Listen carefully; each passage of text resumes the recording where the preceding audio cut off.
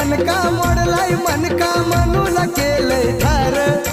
अशी देखणी हाती लेखणी लकलकती तलवार माझ्या भीमान भीमान माय केलं सफा सफवार माझ्या भीमान